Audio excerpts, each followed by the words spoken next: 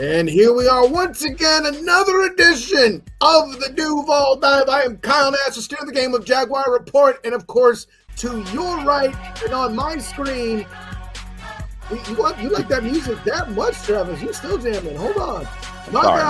I'm sorry.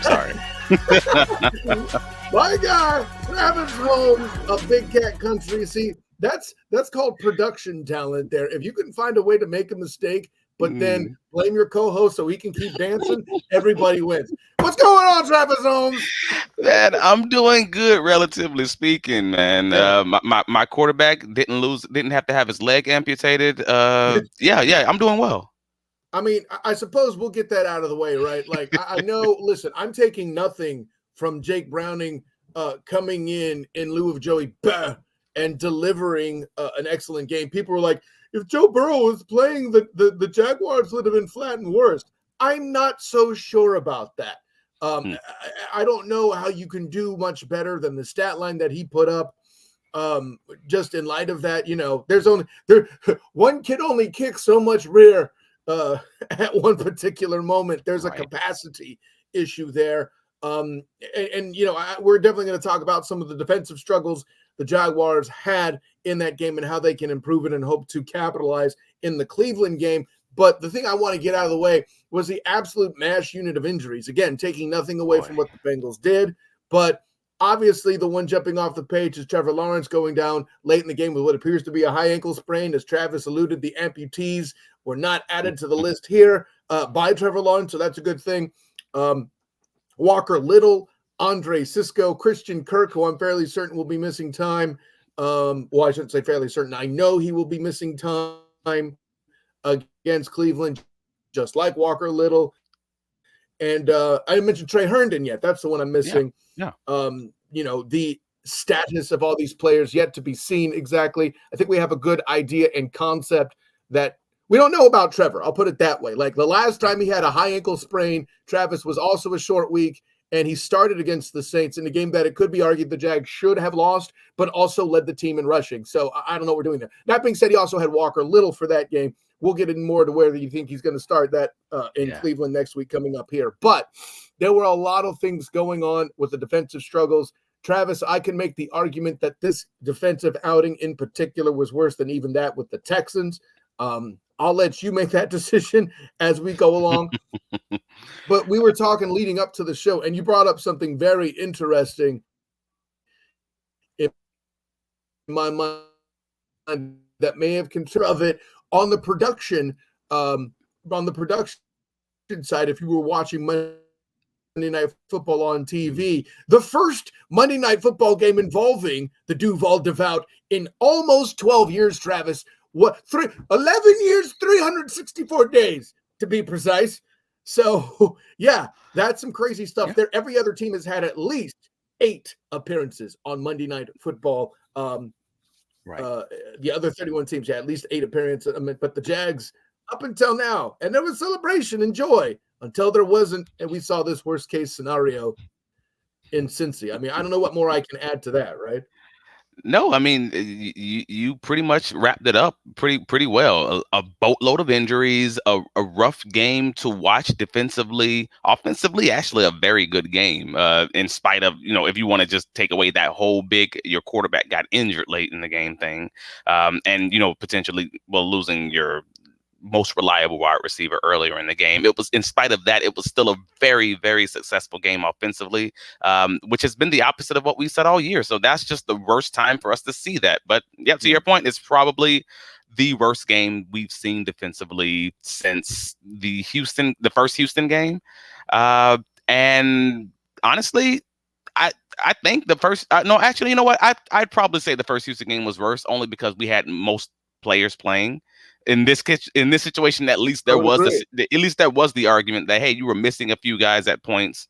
You're losing Fatou Kassi, Fatou Kassi. We lost him in the second quarter, third quarter in the game. Yeah, I forgot to mention Folo. That's my bad, right? Yeah. And then Trey Herndon losing him in the first quarter with the concussion. So at least you can say there was 2 guys, and they kind of honed in on those they ran the ball up the middle. They attacked the slot receiver. Like, there were some pieces there. At least you can argue that they found some weaknesses there because of the injuries. But the Houston game, yeah, it was pretty rough. So nevertheless, we're not going to play who had it worse, whether it's Houston or Cincinnati. Both games were rough to watch defensively. Oh, sure. And I mean, listen, the Texans had the special teams contribution of a fullback kickoff return touchdown as well. I think that's worth mentioning here in this comparison. But nonetheless, I mentioned something that would have been in the production on Monday Night Football involving the Taylor brothers. For those that didn't know, head coach Zach Taylor of the Cincinnati Bengals and Press Taylor are in fact related.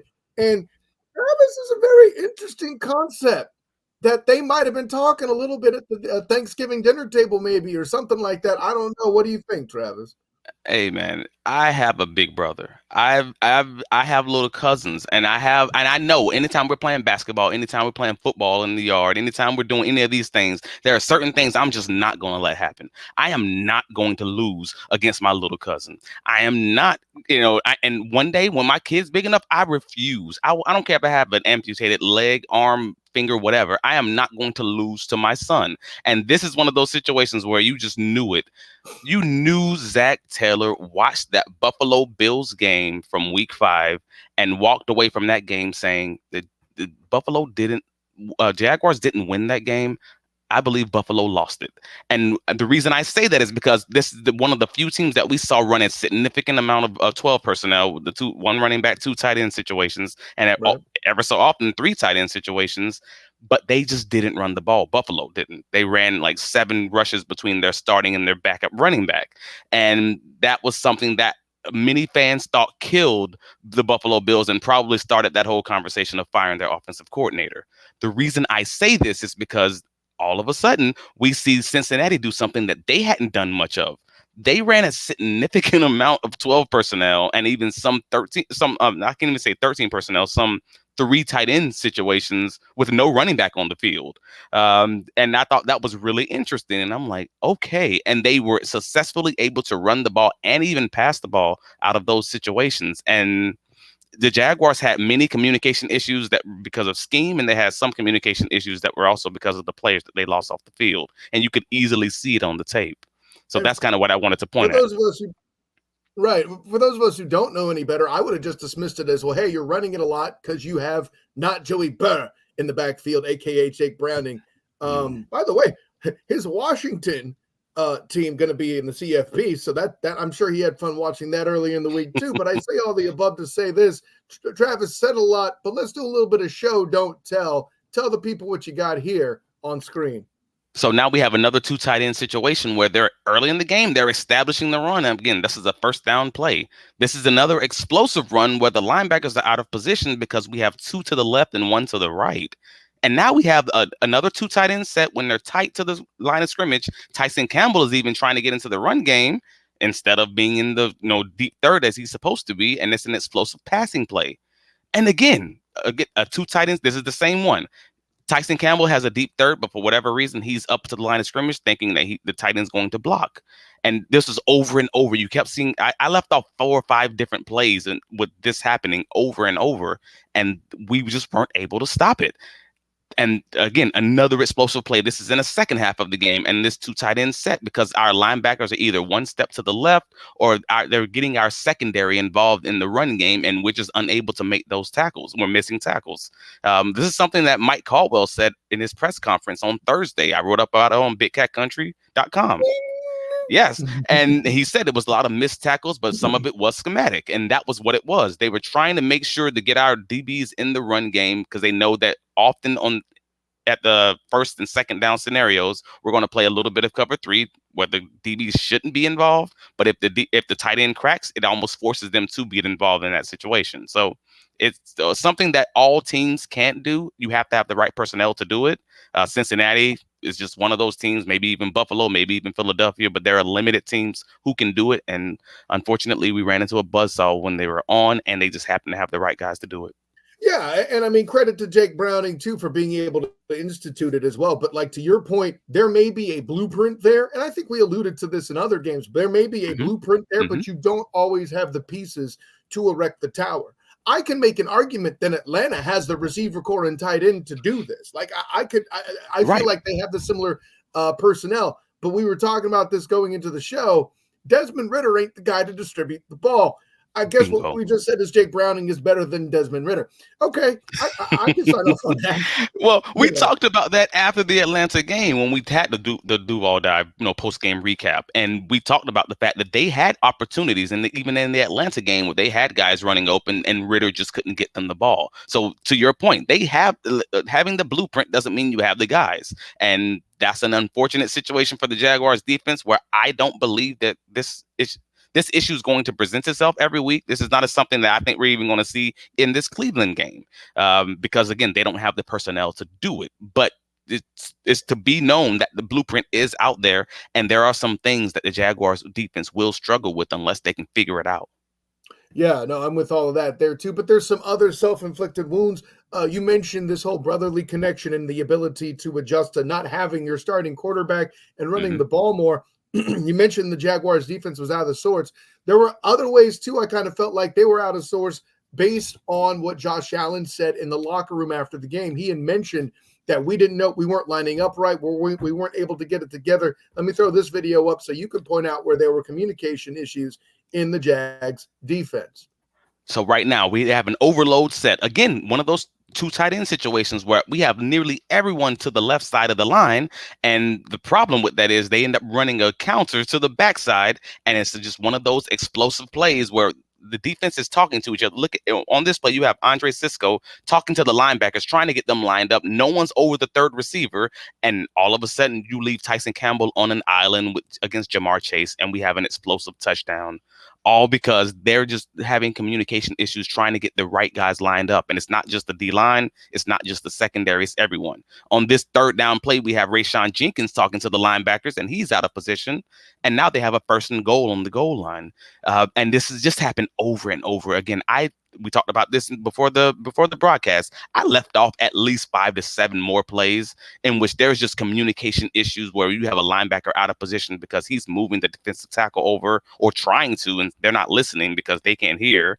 Or you have one of the safeties trying to move Greg Jr., who's a rookie, a newer nickelback. Player, Yeah, a newer player, and trying to get him lined up, or Antonio Johnson trying to get him lined up. And there was just a lot of that where either they didn't get the call or they simply didn't understand where they should be lined up with these certain checks that they have within the defense. And it was a mess.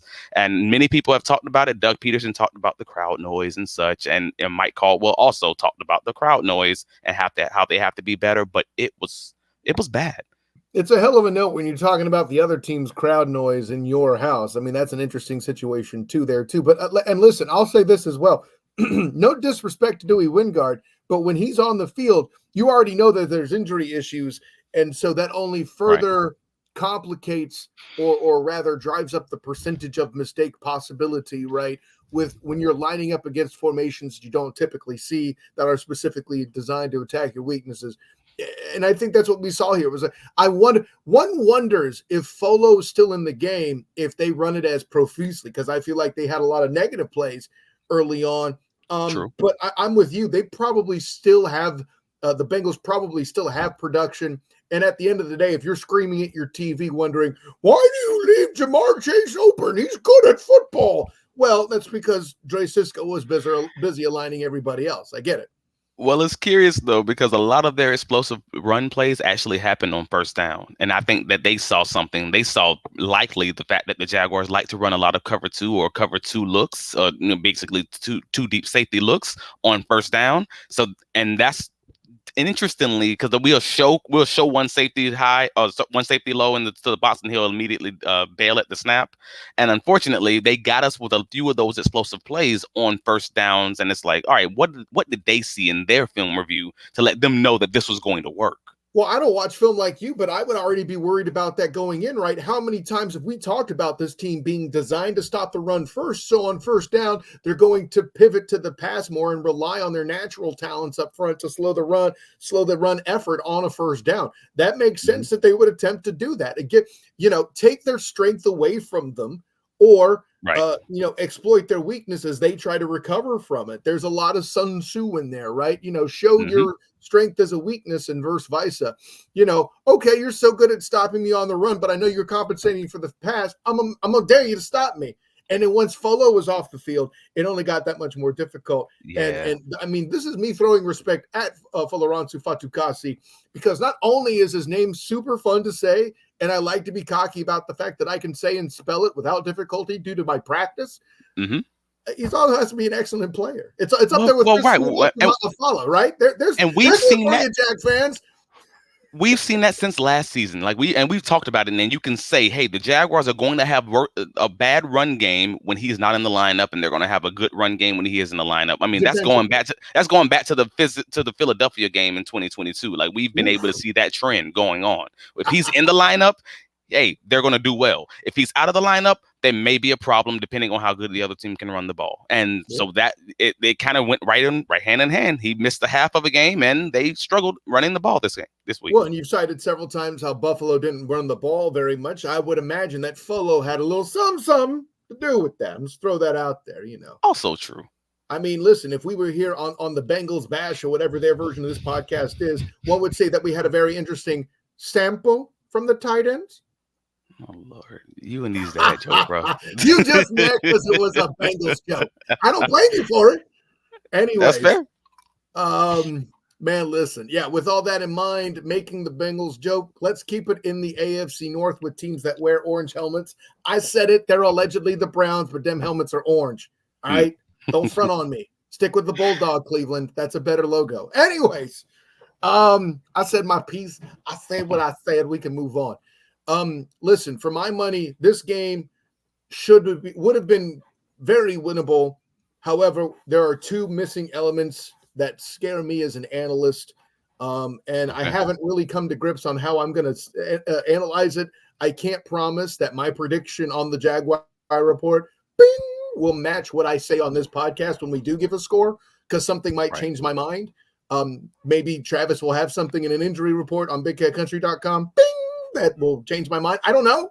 But I'm worried most about these two things. A, is Trevor starting? B, if he's not, how on earth will this team react with no Walker Little and the most underrated defensive front in football right now? I'm very worried about that. Travis, am I nuts?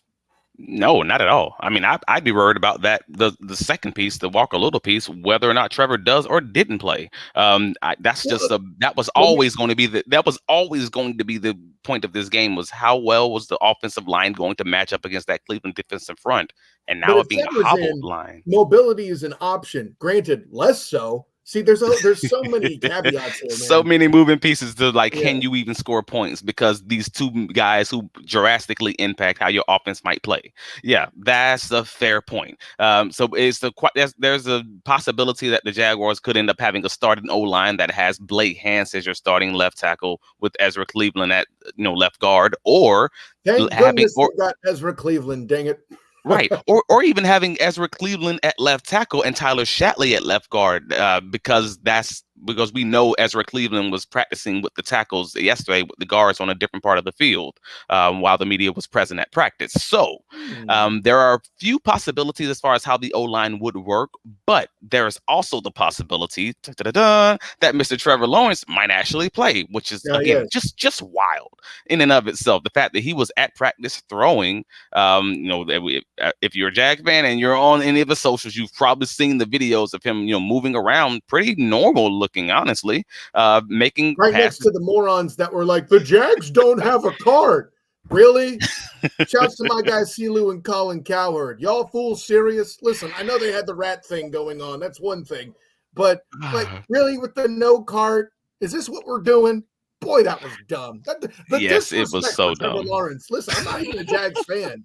And members of the press going into it, I'm like, if we don't get Trevor, what's the protocol? Because I've never been in that situation, waiting for a presser. And I was said, you never know with 1-6, he may make his way out. Shouts to Mia O'Brien, of course, the 1010 XL. That's the one who said that to me. And sure enough, here he comes, doing something you see out of WWE, and everyone's like, whoa, the Jags don't have a cart. Bruh. Okay. I said my Yeah, piece. I think we can obviously off like Trevor's already confirmed that he turned down the card and everything else. It's just that. these. Your source is, in fact, Trevor Lawrence. That's right. So he's already confirmed it. So at the end of the day, there's a possibility that Trevor would play. I've always been of the opinion that he wouldn't, and every time I've always thought this in the past, he's always ended up playing. So I don't know.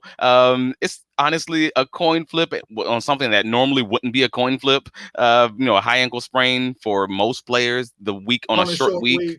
Yeah. Yes, in a wet field versus a very dominant defensive front. Great point. Normally it would be a no, they're not going to play, but yeah, I'm never going to discount Trevor because that man has he has gummy bears in his kneecaps, in his ligaments. I don't know. Shout out to his parents, man, because I don't understand how this works. But the I man's don't been know through what's better. the man's been Having through gummy, 3 injuries that I thought were season ending in the past 2 years, and every time that he's playing the next week. What? I don't know what term I have more fun with, gummy bear ligaments or lemon booty. Both of these are just fun to talk about. They both mean very different things, obviously. Perhaps Yes. if he didn't have gummy bear ligaments, you would have lemon booty. There, I worked them into the same sentence. This is awesome. brother on the Pro Sports Fans live broadcast of the game when he went Which you down. did an excellent job on, by the way. Thank you. No, I promise you, I had all the lemon booty when he went down.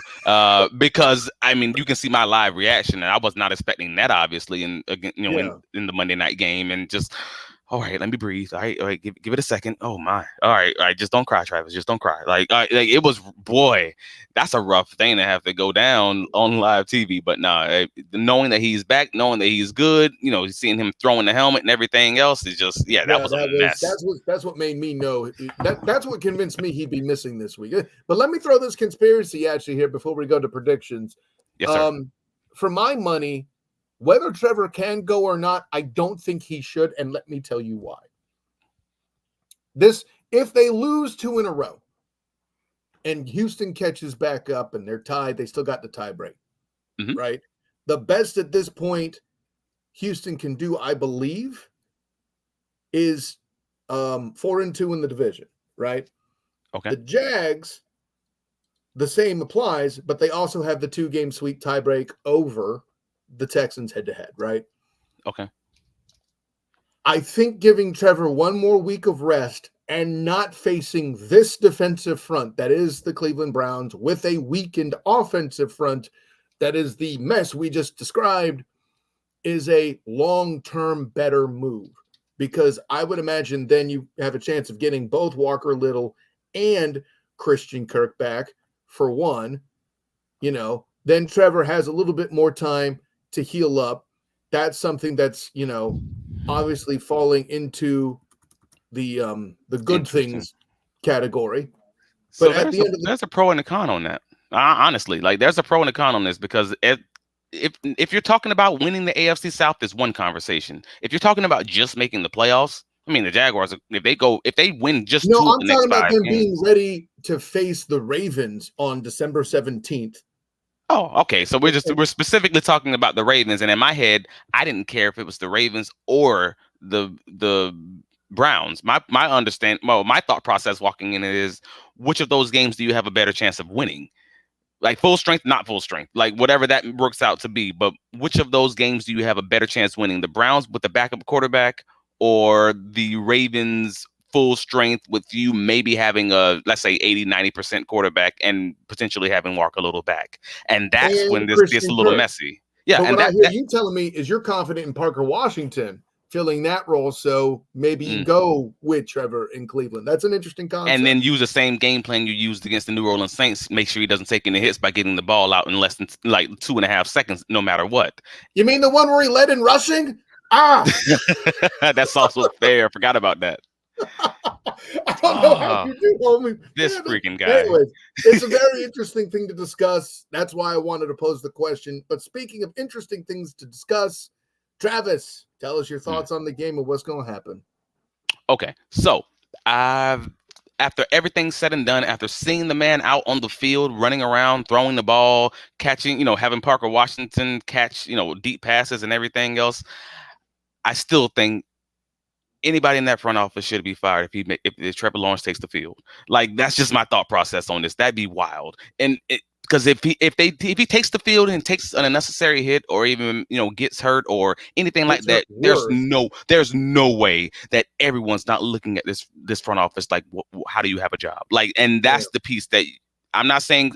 I know scared money can't make money, and scared, but nah, man, you can't do that. Just don't do it unless you know for sure he's not going to make himself first. And I don't know how you could say that with a high ankle sprain. High ankle sprain is what ruined my senior year of college. Like, so and you feel that for a full year later on some occasions. So yeah, I'm not about that. Don't have a proverbial Joe Burnett behind him either, so there's that. That's also fair. All right, so with all that saying, I believe CJ Beathard will end up playing this game. We'll have Nathan Work on from the practice squad moved up, and I still believe the Jaguars will be able to move the ball, because I actually think that they're going to be able to establish the vertical passing game a lot more, because CJ Beathard's not going to throw the ball as quickly as Trevor normally does. So there will end up being more sacks by the Cleveland defense. Again, this is my long-winded prediction. More sacks by the Cleveland defense, but also more potential for explosive plays. It may open up, they're going to run the same offense, but it's going to open up different aspects of the offense because they play different ways. My end prediction is still going to be Jaguars 23, Browns 16, squeaking out a one-score win. That's not a bad one. That's not a bad one. And here's the thing. My prediction does something that you're not supposed to do. As a data professional, I never rely on anomalies. I feel like the Browns are going to cause some turnovers, and I think that's going to cause a problem. Your prediction is vice tight. I'm taking nothing from it. There's nothing about it with which I would disagree, save one facet. Unless, of course, there's a lot of Dearness Johnson helping in protection. Not only will the sack number be a factor, the pressures will make Beathard make mistakes. This is not me disliking CJ Beathard. That's a former 49er. I like the work he did there. I get it. But this Cleveland defense, again, is underrated. I think you are slightly underrating them here. Slightly, my friend. You have 23-16. I have 23-20 Browns. I think turnovers are going to solve this game going the wrong way. And then if they lose, on top of the fact they started Trevor, to your point, well, the Duval DeVat's going to have some lemon booty pointing in the direction of the front office. Like so you don't believe Joe Flacco is going to be turning the ball over for the Cleveland team, for the Cleveland offense? I believe Flacco's an upgrade, and I believe that Cleveland offensive line isn't bad. Do I think Joe Flacco will be turnover free? No, I just think he'll have fewer turnovers. Now, if he ends up with a red zone turnover, that changes everything. This is why dealing in anomalies is bad. So I'll leave all that of that. But if we're looking straight at it as a data point of who will have more turnovers, I think the Jags will have more turnovers. I think it's 23-20 Browns. Gotcha. Close game. Hey, all right. I could be wrong. But anyways, Travis, tell the world where you can be found, my guy. I can be found on all the socials, Travis D. Holmes, whether that's Threads, Facebook, Twitter, etc. I'm never really going to call it X. It's just I'm going to roll my eyes every time I say it. Whenever you say you're on X, that just makes people sound like you do drugs while you analyze football. Hey man, don't judge. All right, I don't judge people that do. I ain't got nothing to do with that, man. That's live your life. Just listen to the podcast. Hit click like and subscribe. I don't know what to tell you. Yeah, so I'm on all the socials, Travis D. Holmes. You can find my writings covering the Jacksonville Jaguars on BigCatCountry.com. You can find me here every Friday at 11:15 a.m. The Duval Dive, a Jaguars podcast. And you can also find me on South Florida Tribune's Inside the Pigskin podcast on Tuesdays at 8 p.m. By the way, watch along Sunday on the Pro Sports Fans app with Travis and I having a lot of fun doing that action as well. That's must watch television. If you thought Travis did well by himself, which he did, watch the two of us be silly. The most fun you'll have on the Pro Sports Fans app. So check out the PSF app and check out the Jaguars chat where you'll see us doing the thing as well. Of course, I'm Kyle Nash, the student of the gang. You can find me on Twitter as the SOTG. Find me on Instagram and Threads as the same, the SOTG. Find me on Facebook as the student of the game. Check out my writings with the Jaguar Report.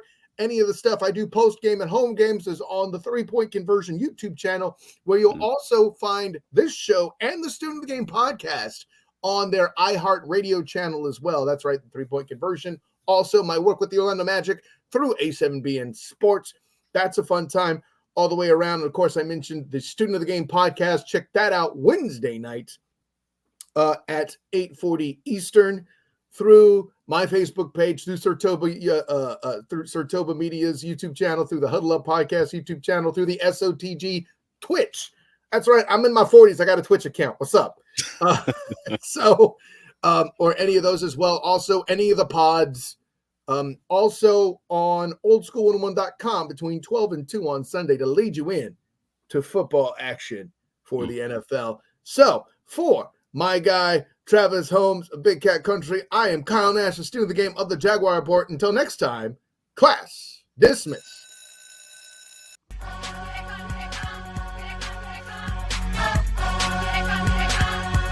Hey. Hey.